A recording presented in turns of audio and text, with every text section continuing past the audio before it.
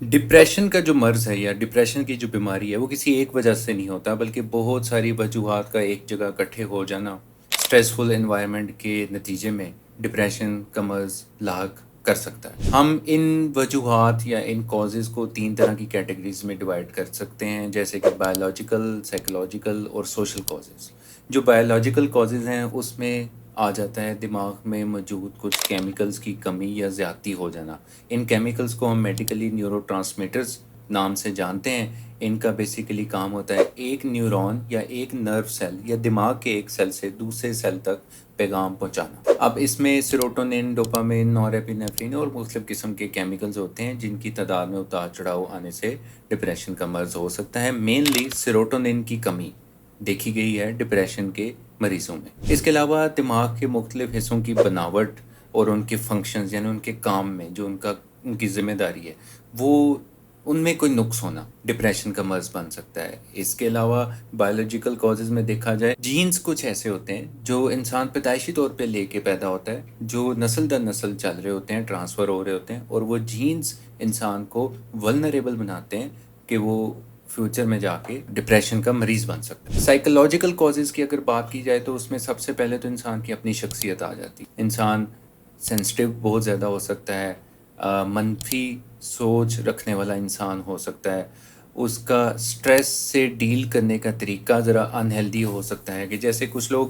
Stress میں خاموش ہو جاتے ہیں، اکیلے ہو جاتے ہیں، پرابلم کے بارے میں سوچتے رہتے ہیں، سلوشن کے بارے میں سوچتے ہی نہیں ہیں، نشہ آور چیزوں کی طرف چلے جاتے ہیں، دوسروں کو بلیم کرنا شروع کر دیتے ہیں۔ ایسے لوگ جو ایسی ٹینڈنسی رکھتے ہیں وہ ڈپریشن کے مریض بن سکتے ہیں۔ دوسرا سائیکولوجیکل کاز میں انسان کے کچھ سوچنے کے طریقے ایسے ہو سکتے ہیں جو فیوچر میں اس کو ڈپریشن کا مریض بنا سکتے ہیں۔ جیسے ایک انسان نے غلط کیا ہے، ہر انسان غلط کرے گا، ایک دفعہ برا ہوا ہے، ہر دفعہ برا ہوگا، میں ہوں ہی اس قابل، یا تو اچھا ہے یا برا ہے، بیچ میں کچھ نہیں ہوتا۔ تو اس طرح کی سوچ یا رائے رکھنے والے لوگ مستقبل میں ڈپریشن کے مریض بن سکتے ہیں۔ اس کے علاوہ اگر سائیکولوجیکل کازز میں دیکھا جائے تو سبسٹانسز یعنی منشیات کا استعمال بھی انسان کو ڈپریشن کی طرف لے کے جا سکتا ہے۔ اگر سوشل کاز کا دیکھا جائے، سوشل کا مطلب ہے کہ اپنے ارد گرد کا انوائرمنٹ۔ اگر انوائرمنٹ انہیلدی ہے، انوائرمنٹ میں سپورٹ نہیں موجود، سوشل سپورٹ نہیں ہے، انسان کے دوست احباب نہیں ہیں، یا پیرنٹس انڈرسٹینڈنگ یا سپورٹیو نہیں ہے، سبلنگس انڈرسٹینڈنگ یا سپورٹیو نہیں ہے، تو ڈپریشن کا مرض ہو سکتا ہے۔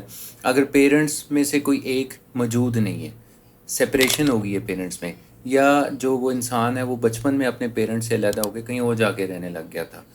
اس کے علاوہ سوشل کازز میں بچپن میں کچھ ٹرامیٹک ایکسپیرینس ایسا ہو سکتا ہے، جیسے سیکشول، فزیکل یا ایموشنل ابیوز۔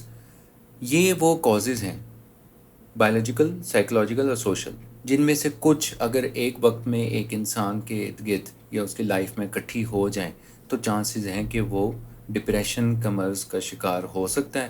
ایسی صورت میں انسان کو سائیکالوجسٹ یا سائیکیٹرسٹ کے پاس جانا چاہیے اپنے چیک اپ، علاج معالجے کے لیے۔